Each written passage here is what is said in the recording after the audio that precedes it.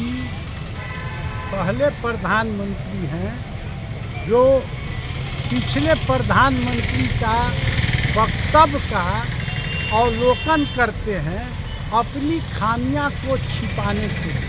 मोदी जी को ये बताना चाहिए कि मैं 2 कार्यकाल 10 साल में देश के लिए क्या किया। वो नेहरू जी का स्पीच पढ़ेंगे, कभी इंदिरा जी का स्पीच पढ़ेंगे।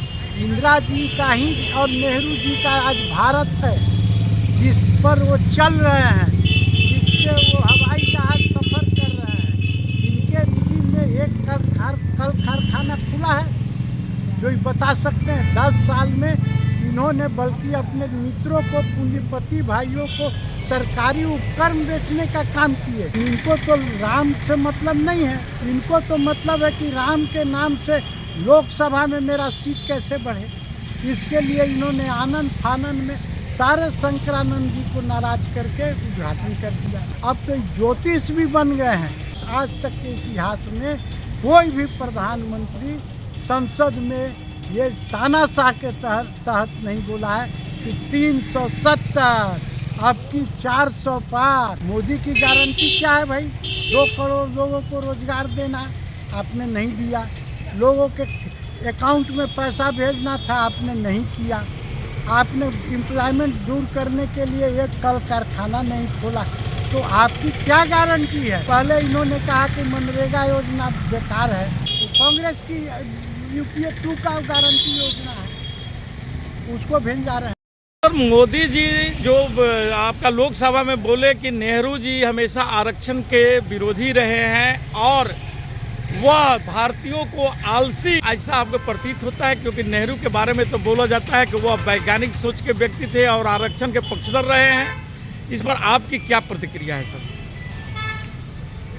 देखिए, नरेंद्र मोदी जी पहले प्रधानमंत्री हैं जो पिछले प्रधानमंत्री का वक्तव्य का अवलोकन करते हैं अपनी खामियां को छिपाने के लिए।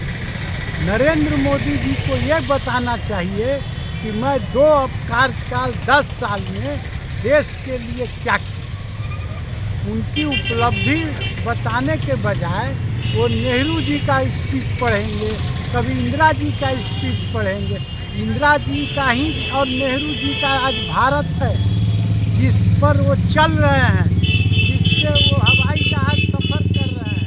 इनके रिजीम में एक कल कारखाना खुला है जो बता सकते हैं 10 साल में इन्होंने बल्कि अपने मित्रों को, पूंजीपति भाइयों को सरकारी उपकरण बेचने का काम किए। जहाज बेच दिए, रेल बेच दिए, सारा चीज़ बेचने का काम किए।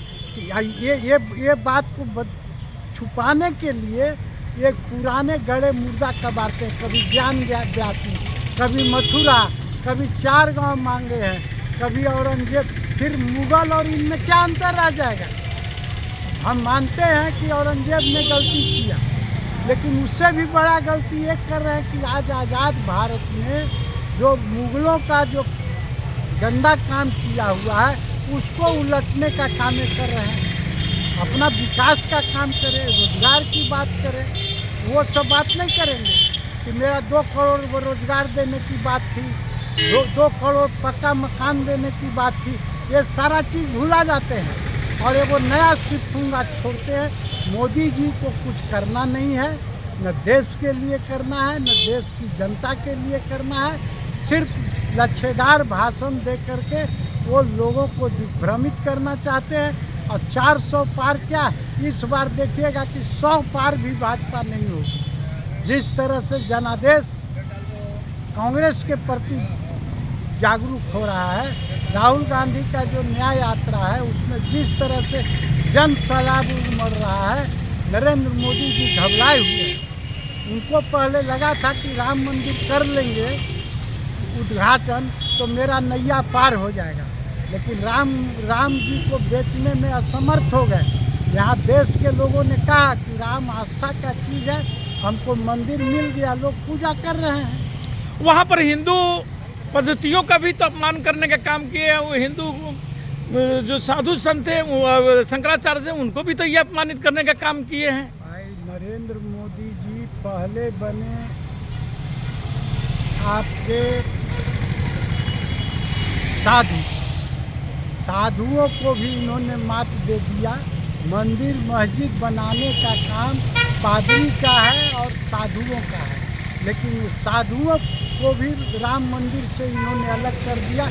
यहाँ तक कि हमारे सनातन धर्म के तीनों पीठ के शंकराचार्य जो हैं वो नाराज थे। उनका कहना था कि रामनवमी के समय में रामलला का मंदिर में प्राण प्रतिष्ठा किया जाए, लेकिन इनको तो राम से मतलब नहीं है, इनको राम भगवान से नहीं मतलब है।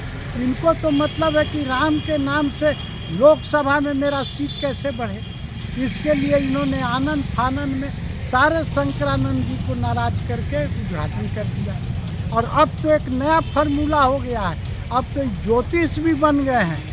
आज तक के इतिहास में कोई भी प्रधानमंत्री संसद में ये तानाशाह के तहत नहीं बोला है कि 370 अब की 400 पार।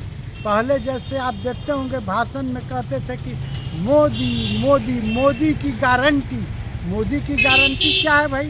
2 करोड़ लोगों को रोजगार देना आपने नहीं दिया, लोगों के अकाउंट में पैसा भेजना था आपने नहीं किया, आपने एम्प्लॉयमेंट दूर करने के लिए एक कल कारखाना नहीं खोला। तो आपकी क्या गारंटी है? ये जो आप जन वितरण प्रणाली की बात करते हैं, ये तो यूपीए सरकार में दिया गया था कि कोई भी आदमी भूखे नहीं मरे। अब उसको ये भन जा रहे हैं।